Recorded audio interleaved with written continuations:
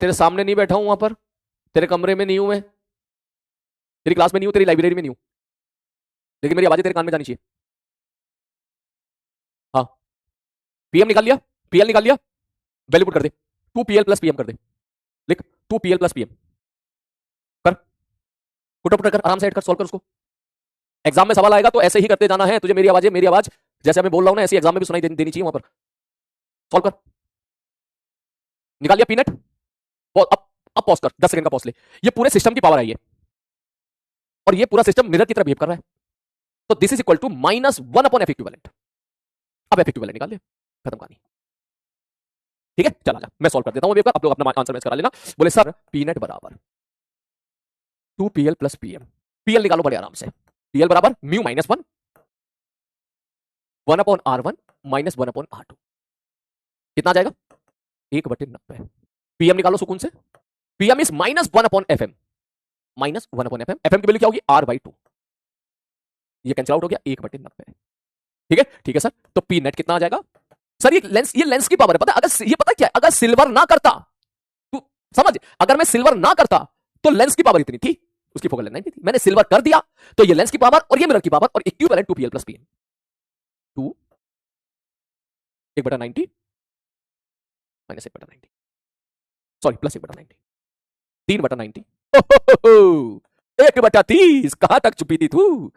P net बराबर आ गया 1/30 बराबर -1 अपॉन एफ इक्विवेलेंट। इसका मतलब एफ इक्विवेलेंट बराबर आ गया हमारा लौट के -30। इसका मतलब जहां से शुरू किए थे, घूम के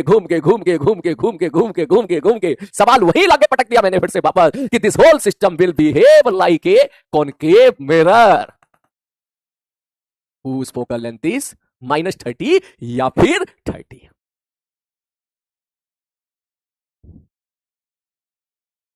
बात समझ में आ रही है? तो आज की क्लास हम यहीं तक रखते हैं, ठीक है?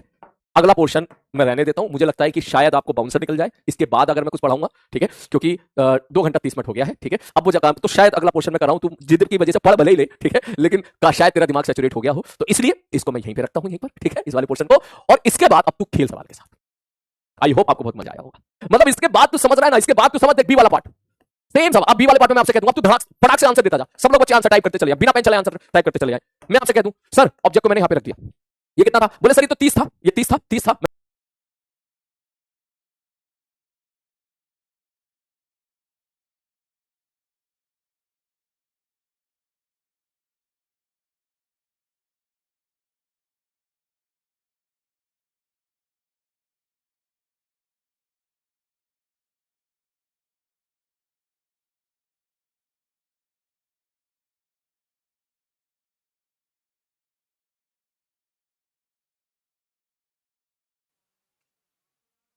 क्लियर है? फटाफट इनको फिल कर दीजिए, फटाफट फटाफट फटाफट फटाफट, ज्यादा ना लगाएं, ठीक है? है ना? तो सर एक वेक्टर का खुद के साथ डॉट, उसके मैग्नीट्यूड का स्क्वायर, मतलब ये जो बात मैंने यहां पे डिटेल में एक्सप्लेन की है उसी को ही अब शॉर्ट में थोड़ा तेजी में लिखवा दे रहा हूं। एक वेक्टर का स्क्वायर मतलब उसका स्क्वायर डॉट मतलब उसके मैग्नीट्यूड का स्क्वायर, मतलब वो जो मैग्नीट्यूड आएगा उसको स्केलर क्वांटिटी बना दिया ना, कि मान लो मैग्नीट्यूड 2 आ रहा है तो 2 का स्क्वायर ऐसे लिखो। अब ये भी आपको बताया था, ये आप जानते हैं, है ना? ये क्या आ जाएगा सर? सिमिलरली बोलो ना भाई, a + b * a - b होता, क्या लिखता है ईमानदारी से बता? सर हम लिखते हैं a² - b² अगर नंबर्स में होता तो यहां क्या लिखा जाएगा? है ना? ज्यादा तेज चलने के चक्कर में ऐसा ना हो कि आप इधर ही फिसल जाए, आराम से इसको इसके साथ लेके जाओगे तो ये कितना आ जाएगा a.a, फिर आएगा सर b.a, फिर जब ये इसे जाएगा तो माइनस साइन भी है -a.b, और जब ये इससे मल्टीप्लाई होगा, मल्टीप्लाई नहीं डॉट, तो -b.b, ये और ये कैंसिल हो गया, mod of a² - mod of b²। I hope you know this. साथ साथ में बोल रहे हैं भाई बैच फैकल्टी रिवील, बहुत बढ़िया। कौन दिखा तुम्हें वहां? मैं दिखाऊं? साथ में तरुण सर है, और यहां जो पढ़ा रहा है वो रिवील नहीं भाई, तुम लोगों का भाई साहब है तो मामला संदिग्ध ही। मैं बोल रहा हूं कि ध्यान यहां होना चाहिए। एक पूछ रहा हाउ टू ज्वाइन मंजिल,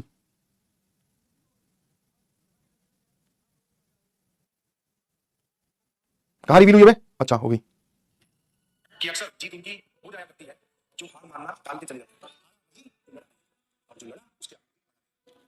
आराम से घर पे जाके एलईडी में चला के देखूंगा। बीबी को भी दिखाना है, पोस्टर रिवील हुआ है ना? बीबी को भी तो दिखाना है। तो देखो भाई सामने थोड़ी इज्जत कर लिया करो, है ना? अभी देख लो पूरा सस्पेंस खत्म हो जाएगा। चलिए तो ये लिखा हुआ, अब इसका जवाब बताओ क्या आएगा? मैग्नीट्यूड ऑफ ए वेक्टर का square plus magnitude of B vector का square plus magnitude of c vector का स्क्वायर प्लस 2 ए बी लिखते तो यहां पर a.b plus 2 b.c plus 2 c.a। Is this clear to everyone? ठीक है, 2 4 लिखवा के बताती है तो इनको ध्यान रखेंगे आप सभी लोग। है ना। फ्लेक्स, हाँ फ्लेक्स छपवा देंगे, मत इसका फ्लेक्स भी छपवा देंगे। अगर पी और क्यू स्केलर क्वांटिटीज है वो वेक्टर के बीच में फंसे हुए, मतलब 2 times a vector dot 3 times b vector, तो डॉट प्रोडक्ट सिर्फ और सिर्फ वेक्टर क्वांटिटीज के बीच में होता है, स्केलर बेचारे आपस में मल्टीप्लाई होकर इकट्ठे हो जाएंगे, ठीक है। तो ये चीज वो लिखना चाह रहा है यहां से, ठीक है। अगला पॉइंट ध्यान सुनिएगा please. Next point, dot product is used to find angle between the vectors. Sir why we use dot product, why don't we use cross product? क्योंकि क्रॉस प्रोडक्ट में पता क्या है, sin थीटा आता है, सिंपल सा लॉजिक सुनिए। और डॉट में कौन आता है, cos। अब सर ये भैया पॉजिटिव नेगेटिव और जीरो तीनों होते हैं, क्योंकि अगर थीटा आप फर्स्ट क्वाड्रेंट और सेकंड क्वाड्रेंट से ले रहे हो तो जीरो से लेकर पाई, मतलब ये जीरो, ये पाई। तो कॉस में फैसिलिटी ये है कि ये हमें पॉजिटिव नेगेटिव और जीरो पर ये बता देगा कि एंगल कौन से क्वाड्रेंट का एक्यूट है, कि ऑब्ट्यूज है, फर्स्ट क्वाड्रेंट का कि सेकंड क्वाड्रेंट का है ना। साइन भैया पता क्या होते हैं इन दोनों क्वाड्रेंट में, पॉजिटिव और जीरो। तो पता ही नहीं चलेगा कि दोनों वेक्टर्स के बीच में, मान लो sin थीटा की वैल्यू आपने सॉल्व की और sin थीटा की वैल्यू आ रही है 1/2, अब तुम उन दोनों वेक्टर्स के बीच में एंगल 30 डिग्री बोलोगे, 150 डिग्री बोलोगे, क्योंकि दोनों हो सकते हैं जीरो से लेकर पाई के बीच में। इसलिए भी यूज, बिकॉज़ जिसमें cos थीटा आता है वो वाली चीज यूज करेंगे ताकि उसका जो साइन है वो हमें बता दे कि एंगल इज एक्यूट और ऑब्ट्यूज, ठीक है भाई। एक सिंपल सा लॉजिक मैं आपसे पूछता हूं कि what is the magnitude of this vector, ठीक है। इस वेक्टर का मैग्नीट्यूड कैसा होगा? एक तरीका तो हमने ऑर्थोगोनल ट्रायंगल के टर्म्स में लिखा था और फिर हमने बात की थी। अब मैं इन तीनों वेक्टर्स का आपसे मैग्नीट्यूड पूछना चाह रहा हूं, है ना। एक सिंपल सा एक लॉजिक या फिर एक एरर करने वाला पॉइंट जो उस पे आते हैं। तो आगे चलकर ऐसा होगा काफी जगह कि अगर मैंने आपको ये दो यूनिट वेक्टर दे रखे हैं तो इसका मैग्नीट्यूड बच्चे जो है वो बहुत जोरदार तरीके से कुछ और ही लिख देते हैं। जबकि आप अगर बेसिक स्टेप से जाओगे, मैं आपसे पूछूं कि किसी भी वेक्टर के मैग्नीट्यूड का स्क्वायर क्या होगा, तो सर मतलब उस वेक्टर का उसी के साथ डॉट, ठीक है। अब इससे ज्यादा बेसिक, या फिर उस वेक्टर के मैग्नीट्यूड का स्क्वायर हो गया। अब ये एक वेक्टर है, ये वेक्टर कैसे लिखना सिखाता भाई, दैट इज 3 का स्क्वायर 9 और आई कैप के मैग्नीट्यूड का स्क्वायर प्लस 2 जे कैप के मैग्नीट्यूड का स्क्वायर। तो यहां पे 2 नहीं आएगा, यहां आ जाएगा 4, ठीक है। और लास्ट में आ जाएगा आपके पास में 12 आई कैप डॉट जे कैप। तो जब आपके पास में वेक्टर ऑर्थोगोनल ट्रायंगल के टर्म्स में होता है तो ऐसा नहीं है कि उसमें ये आई कैप डॉट जे कैप वाली टर्म नहीं बनती है, बट ये वाली टर्म हो जाती है 0 और ये वाली टर्म हो जाएगी 1 और ये वाली टर्म हो जाएगी 1। तो आपको ये दिखाई दे रहा है 9 और 4 13, and this is the magnitude of alpha vector का स्क्वायर। तो अगर मैं आपसे पूछूं कि what is magnitude of alpha vector, तो आप बोलोगे √13। तो ये दोनों यूनिट वेक्टर के टर्म्स में था और ये दोनों यूनिट वेक्टर परपेंडिकुलर थे।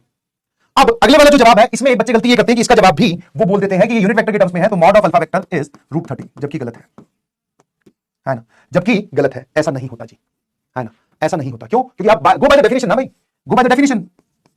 भाई साहब मेरी वाली अंग्रेजी भी ये लेडीज टाइप होती जाती है, गो बाय द डेफिनेशन ना। Back to basics. अब इसमें मेरे को स्क्वायर कर दो मैं 9 मैग्नीट्यूड ऑफ ए कैप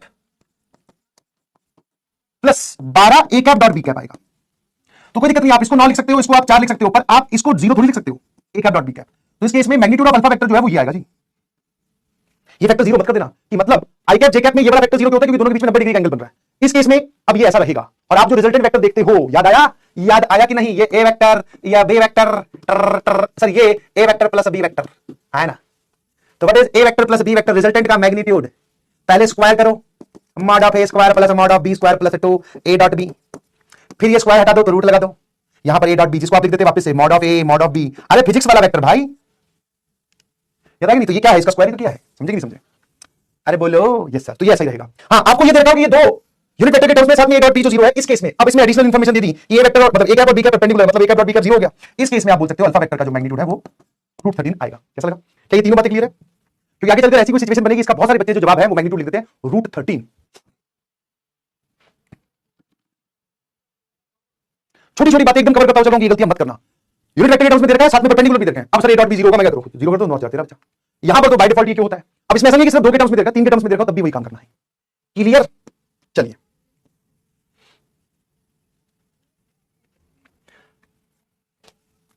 आता हूं। अब हम आते हैं एक बहुत इंपॉर्टेंट पॉइंट पे। छोटी सी बात है बट आप ऐसा समझोगे कि दिस पॉइंट इज इतना ज्यादा यूजफुल है ना, इतना ज्यादा कि आपको मजे आ जाएंगे, ठीक है। और ये जो मैं बोल रहा हूं दैट इज इंफॉर्मेशन का खजाना, इस खजाने को जो यूटिलाइज करना सीख गया, मेरी बात ध्यान सुनिएगा प्लीज। वेक्टर्स थोड़े थोड़े पॉइंट पे ही बच्चों को डिफिकल्ट लगता है कि जैसे जहां पर एक वेक्टर रिलेशन आ जाए, सर इसके साथ हम नहीं खेल सकते। मैंने कुछ नहीं, अभी सारा सिखाया जा रहा है। ध्यान सुनिएगा, बहुत बेसिक बेसिक पॉइंट्स हैं that are very useful during the calculation of the questions या फिर सवाल का जवाब निकालने में। बहुत इंपॉर्टेंट कॉन्सेप्चुअल पॉइंट है। पहली चीज, कभी आपको ऐसा दिखाई दे कि ए डॉट बी और ए डॉट सी बराबर आ रहे हैं, नहीं जी, ये ना कर देना, ठीक है। ये नंबर्स में होता है बेटा, जो अलजेब्रा आप पढ़ते हो उसमें होता है, यहां नहीं होता है। ना ही हम ऐसा मैट्रिसेस में करते थे। याद आया कि A B matrix is equal to A C matrix, तो मैट्रिक्स बी और सी बराबर होती थी क्या? नहीं सर, ठीक है। तो नाउ चल रहा है ना जी, इसमें क्या करना है वो आप ध्यान से देखो। ऐसे इसको लेफ्ट लेके जाना है। अब दोनों तरफ से लेफ्ट साइड से आप डॉट कॉमन निकाल दो, ठीक है ना। और अब आप डायरेक्टली बोल सकते हो कि दो वेक्टर्स का डॉट 0 आ रहा है, that means A vector is perpendicular to B vector minus C vector, ठीक है। तो इससे जो एक्चुअल इंफॉर्मेशन आप तक कन्वे हो रही है कि a vector dot b is equal to a vector dot c, तो वो इंफॉर्मेशन ये नहीं कन्वे हो रही कि बी वेक्टर और सी वेक्टर बराबर है।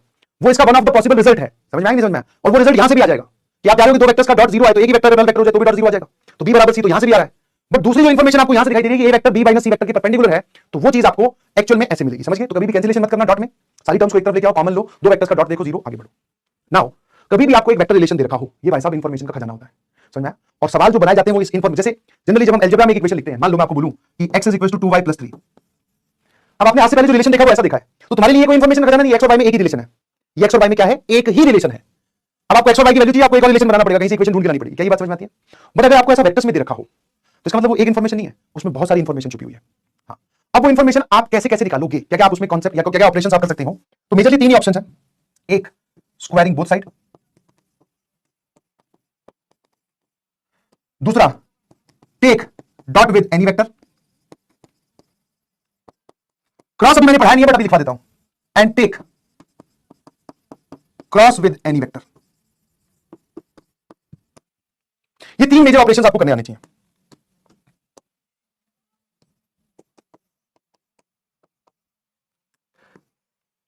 Take mod and squaring both side, take dot with any vector, take dot with या take cross with any vector, ठीक है? अब आपको धीरे धीरे जब सवाल करोगे तो आपको समझ में आ जाएगा कि डॉट और क्रॉस किसके साथ लेना है, क्या करना है आपको, और बेसिकली नहीं समझ में आया तो रैंडमली जो सवाल में वेरिएबल दिख रहे हैं उनके हिसाब से एक बार डॉट लेकर देखो। ये पूरी बातें आपको क्लियर तब होंगी जब हम सवाल में उतरेंगे, बड़ी बात उतरने से पहले चीजें समझ लो कि क्या क्या मैं करने के लिए बोल रहा हूं।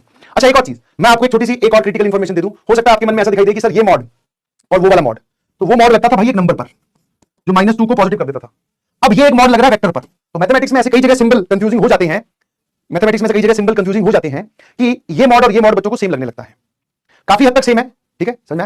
अब जैसे सर ये क्या करेगा, इसका मैग्नीट्यूड बता देगा, ये भी इसका मैग्नीट्यूड बताता है ना? समझ पाए नहीं समझ पा रहे हो? अब जैसे यहां पे था 2 into 3 का mod is S M S 2 का मॉड into 3 का मॉड, अब यहां ऐसा नहीं होता भाई, a डॉट b का mod is not equal to mod of a into mod of b, ऐसा नहीं होता, समझ गए? तो ये दोनों सिंबल आपको हो सकता है ये अलजेब्रा वाला मॉड और वेक्टर वाला मॉड आपको दिखने में सेम हो, तो आप इसकी कुछ प्रॉपर्टीज यहां चिपका दो, ऐसा मत करिएगा, ठीक है? वेक्टर का मॉड मतलब उसका मैग्नीट्यूड, जो उसकी प्रॉपर्टीज है वो आपके सामने लिखी हुई है। मैग्नीट्यूड मतलब आई कैप जे कैप के कैप के जो कोफिशिएंट्स के स्क्वायर्स हैं उनके सम का रूट, या फिर अगर वेक्टर आपको ऐसे दे रखा है आई कैप जे कैप के कैप के टर्म्स में नहीं दे रखा और वेक्टर ऐसे दे रखा है तो फिर आप दोनों तरफ स्क्वायर करके बस इतना लिख सकते हैं, उसके अलावा मैग्नीट्यूड को ज्यादा कुछ मत बोलिएगा प्लीज, ठीक है? तो टेक मॉड का यहां पर मतलब क्या है, मैग्नीट्यूड, समझ में आया कि दोनों तरफ मैग्नीट्यूड लगाओ, है ना? ठीक है? अब इसमें बस डॉट करने, दोनों तरफ मैग्नीट्यूड लेने से स्क्वायर करने से पहले ये चीज जरूर देख लेना कि जिन टर्म्स को आप एक तरफ रखते हो और फिर मैग्नीट्यूड लेकर स्क्वायर करते हो उन्हीं दोनों वेक्टर्स के बीच में डॉट बन जाता है। जैसे फॉर एग्जांपल मैंने क्या किया, दोनों तरफ लगाया मॉड कि अगर ये दोनों वेक्टर बराबर है तो दोनों का मॉड भी बराबर होगा, कि दोनों वेक्टर बराबर है तो दोनों का मॉड भी बराबर। आपने बोला कि ये वेक्टर और ये वेक्टर क्या है, बराबर है, तो दोनों का मॉड भी बराबर होगा, तो मॉड लेकर स्क्वायर कर दिया, तो यहां पर तो यही रहेगा, यहां पर हो जाएगा mod of A vector plus 4 times mod of B vector plus 4 times A dot B. तो जिन दो वेक्टर्स को आपने एक तरफ लिखा है स्क्वायर करने से पहले उनके बीच में डॉट प्रोड्यूस हो जाता है। फिर इसी में एक बच्चा बोलेगा मैं तो इसको ऐसे लिखूंगा, I can write this as p vector minus a vector is 2 times b vector। बोले सर ये कोई इधर ले गया और बोले अब दोनों तरफ मॉड लिया और स्क्वायर कर दिया, मैंने कहा अच्छा अब क्या आएगा, तो ये आ जाएगा magnitude of p vector plus magnitude of a vector minus 2a vector dot p vector is equal to 4 times magnitude of b vector. तो वापस ये डॉट दो वेक्टर्स के बीच में प्रोड्यूस हुआ, ये दो वेक्टर्स कौन थे जो एक तरफ रखे गए थे मॉड स्टार्ट करने से पहले या मॉड के बाद स्क्वायर करने से पहले। तो अब आपको सवाल में जाकर बस इतना सा देखना है कि आपको भाई साहब इस रिलेशन से a डॉट b चाहिए कि a डॉट p चाहिए, तो जो चाहिए उसको एक तरफ रखो फिर स्क्वायर करना, ठीक है? तो आई होप ये जो पहला ऑपरेशन है आपको समझ में आया होगा, that is taking mod and squaring. Now taking dot with any vector मतलब इस पूरे वेक्टर का किसी का भी डॉट ले लो, जैसे जैसे for example dot with A vector, कि मैंने इस पूरे वेक्टर का डॉट ए वेक्टर के साथ ले लिया और डॉट एक स्केलर क्वांटिटी है तो इसमें पोजीशन का फर्क पड़ता नहीं, तो पी का डॉट भी ए के साथ, ए का डॉट भी ए के साथ और बी का डॉट भी ए के साथ, है ना? ये देखो, ठीक है?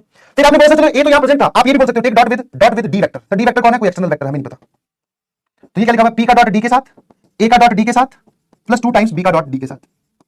अब ये सब इंफॉर्मेशन आपको पेपर में या सवाल में दे रखी होंगी, तो ऐसे आप इन चीजों को यहां बना सकते हैं।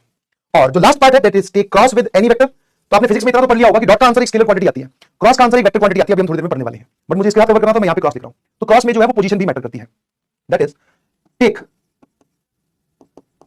Cross with A vector from left hand side.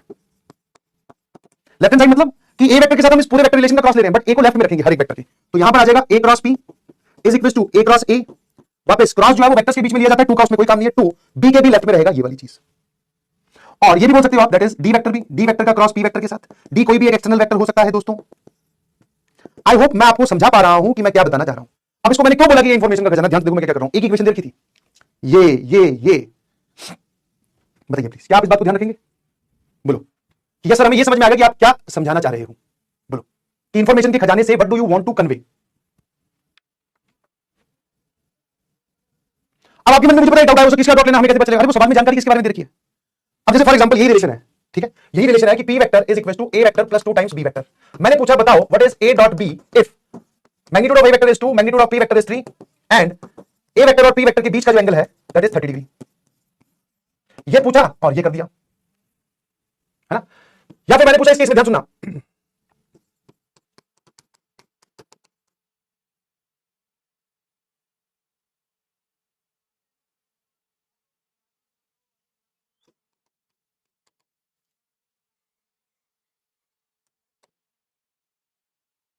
आपकी बात जानकर ये देखिए, फिर से पूछा ए डॉट बी बताओ। तो रिलेशन वही है जो आपके दिमाग में डाउट चल रहा है, इसको प्रैक्टिस से ही सुलझाया जा सकता है भाई। बैठे बैठे यहां बैठ के थोड़ी कुछ सोच सकते हैं कि आपके दिमाग में आएगी सर ये हमें एक रिलेशन दे रखा है, this vector relation is given. दो अलग अलग सवाल मैंने बना दिए, सिर्फ नोट नहीं करना है, सिर्फ समझना है। ये दो अलग अलग सिनेरियो है। उसने बोला कि ए डॉट बी बताओ, अगर magnitude of A magnitude of P, और आपको ए और पी के बीच में एंगल 30 डिग्री दे रखा है ना। तो एक बच्चे ने बोला कि सर ए डॉट पी हम सारी व्यवस्था देख निकाल लेंगे। मैंने कैसे, दोनों का मैग्नीट्यूड देखा है और सर दोनों के बीच का एंगल देखा है, तो ए और पी को एक तरफ रख लो सर। मैंने कहा ठीक है भाई। तो एक बच्चे ने तो ये सोचा, इस 2 टाइम्स बी वेक्टर है ना। अब उसने बोला कि दोनों को स्क्वायर कर दो। मैं ले भाई कर देता हूं। तो मैग्नीट्यूड ऑफ पी वेक्टर का square magnitude of A vector का स्क्वायर -2 ए डॉट पी, और ए डॉट पी की जगह भी magnitude of A vector magnitude of P vector और cos ऑफ उनके बीच का एंगल दैट इज 30 डिग्री, है ना। और राइट साइड में आ जाएगा आपके पास में that is 4 times magnitude of B vector का स्क्वायर। अब आपको ये पता है, ये वाली पूरी वैल्यू पता है, बट मैग्नीट्यूड ऑफ आपके पास बी वेक्टर आ जाएगा यहां से। उसने तो ए डॉट बी पूछा है, तो एक बच्चे ने बोला सर ये लो ए डॉट बी यही तो होता है। मैंने क्या होता है बता भाई। बोले sir magnitude of A magnitude of B into cos of angle between them alpha. तो मैंने देखा ये रह गया, है ना। आराम सोचो इस बात को, आप पहले आराम से तसल्ली ले लो, मुझे पता है आपको समझ में आ गया क्या करना है।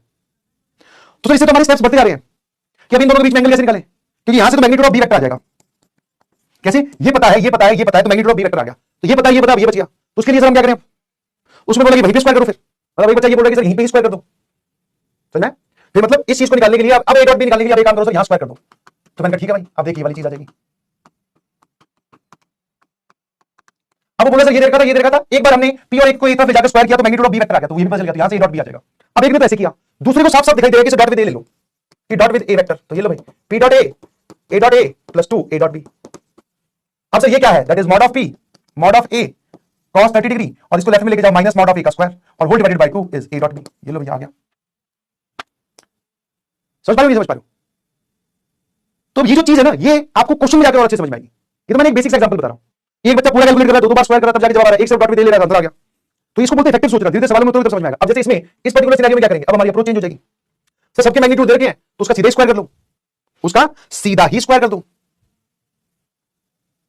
है ना। क्योंकि जैसे आप सीधा स्क्वायर कर रहे हो तो यहां पर आपको क्या कहते हैं, देखो ध्यान से। सर ये पता है ये 1 हो जाएगा, ये भी पता है सर ये भी 1 हो जाएगा इंटू 4। ये तरीका सर ये 3 तरीका तो 9 हो जाएगा। तो यहां से पूछ रहा है ए डॉट बी क्या होगा, इसको ले लीजिए। तो अप्रोच क्वेश्चन में जाकर चेंज होगी, बट आपको ये पता होना चाहिए इनिशियल स्टेज में कि आप ये प्रोग्राम कर सकते हैं। I hope you got my point, है ना।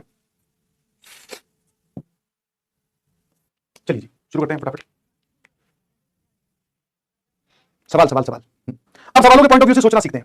और मैं आपको एक बात चीज बोलूं, बच्चे पता क्या करते हैं, इसमें एक जो तुम्हारी एज में बैठकर मैं फील कर पाता हूं, वो सोचते हैं कि सर पहला थॉट हमारे दिमाग में है ना वो ये वाला है, ये लंबे वाला सर हमें जमता नहीं। उस चक्कर में वो सवाल पे हाथ ही नहीं लगाते, समझना, जिसको बोलते हैं मतलब डिग्रेड फेस, मतलब जो आपका है ना वो अब आपका डाउनफॉल स्टार्ट हो जाएगा, आपको ये चैप्टर मुश्किल लगना स्टार्ट हो जाएगा। क्योंकि आपने 2 रास्ते देखे, एक आपको कठिन दिखा, एक आपको आसान दिखा। आसान का तुम सोच नहीं पा रहे, कठिन पे तुम्हारी जाने की हिम्मत नहीं है, तो तुम क्या करोगे, सवाल की तरफ ही खड़े रहोगे, कभी उस सवाल से भिड़ने की कोशिश नहीं करोगे। ये मैक्सिमम ऑफ यू के साथ एक बहुत बड़ी समस्या है। अरे कोई बात नहीं भाई, आसान सवाल का जवाब या जवाब का शॉर्ट तरीका एक टाइम एक अमाउंट ऑफ क्वेश्चन प्रैक्टिस के बाद में दिखाई देता है। जब हम कोई 30-50 सवाल 100 सवाल कर लेते हैं, दिखता है यहां इतना है।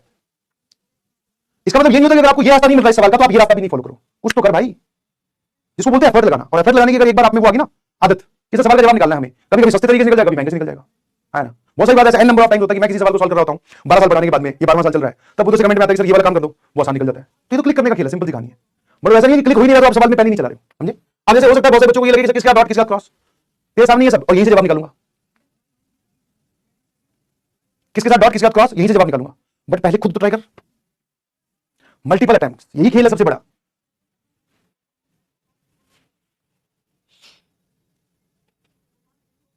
रिलेटेबल नहीं यही सत्य है।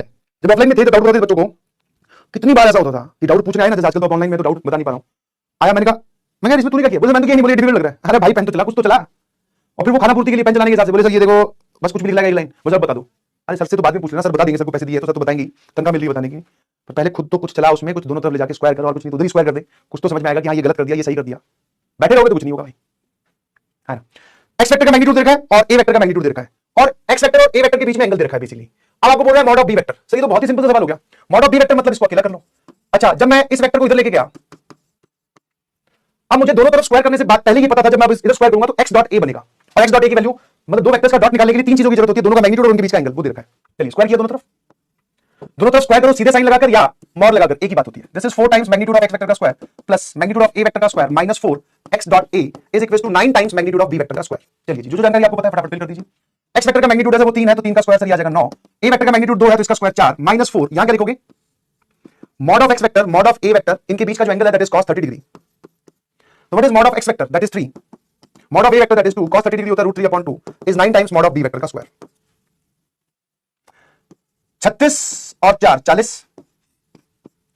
40 माइनस 12 √3 और होल डिवाइडेड बाय 9 और इस पूरे का root, and this is magnitude of B vector, है ना। हाँ बहुत बढ़िया। प्रोजेक्शन की बात अभी नहीं करते क्योंकि प्रोजेक्शन मैंने बताया नहीं है। आ जाइए,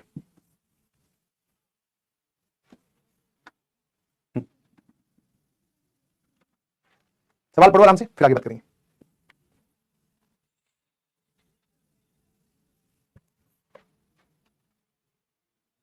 ठीक है, ABC एक आइसोसेलेस ट्रायंगल है, दो वेक्टर्स की साइड्स आपको दे रखी है। E divide the AB internally in ratio 1:3। Find the angle between CE vector and CA vector if given mod of CA vector is 12। Mod of CA vector is 12। ठीक है जी sir, ऐसे सवालों में diagram बनाना बहुत compulsory है। तो एक triangle है ABC, अगर मैं पॉइंट A यहां ले रहा हूं, B यहां और C यहां, तो AB वेक्टर और BC वेक्टर की लंबाई बराबर है, तो AB वेक्टर तो ये हो जाएगा, ये लेंथ जो है ये 8 है, और BC वेक्टर जो है इसकी भी लेंथ 8 है। बहुत बढ़िया। E डिवाइड्स AB, AB को E जो है वो इंटरनली डिवाइड करता है 1:3 रेशियो में। अच्छा E दे रखा है, A पहले लिख रहा है, तो मतलब A की तरफ 1 बनेगा, B की तरफ 3 बनेगा। ठीक है, ये सब डिकोडेड भाषा होती है। तो E जो है वो AB को इंटरनली डिवाइड करता है 1:3 में, 1 इस तरफ और 3 इस तरफ, क्योंकि राइटिंग के हिसाब से पैटर्न के हिसाब से A पहले लिखा हुआ है, उधर 1 पहले लिखा हुआ है, तो A की तरफ 1 है ना। यही बात क्लियर, ठीक है ना। नाउ अब बताइए find angle between CE vector and CA vector. CE vector कौन सा भाई, तो सर CE वेक्टर तो ये वाला हो गया, C से E की तरफ जाने वाला वेक्टर, एंड CA वेक्टर ये वाला हो जाएगा।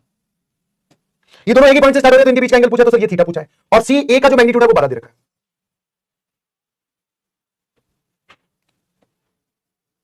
अच्छा एरो गड़बड़ कर दिया तो उससे फर्क नहीं पड़ता वैसे।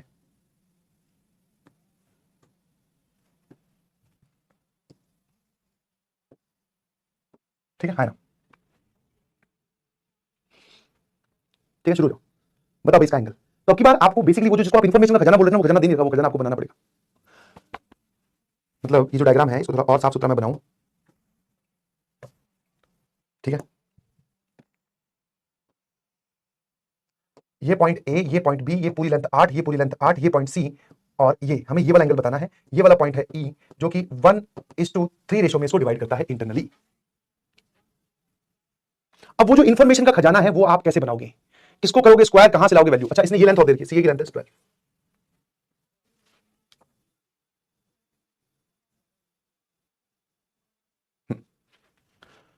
बता दो भाई।